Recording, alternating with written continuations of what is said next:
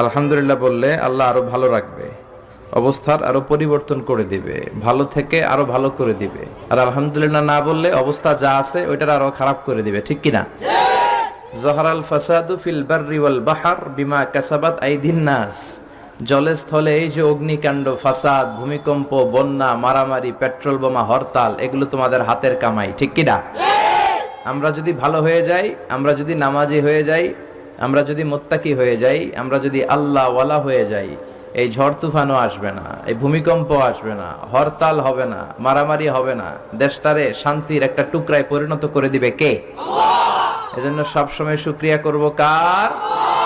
শুকরিয়া করলে আল্লাহ নেয়ামত বাড়ায় দেয়। লা ইন শাকারতুম লা আযীদান্নাকুম ওয়া লা ইন কাফারতুম ইন্না আযাবি লাশাদীদ। যদি নেয়ামতের শুকরিয়া করো তো নেয়ামত বাড়ায় দিব, আর যদি কুফরি করো আযাব দিব।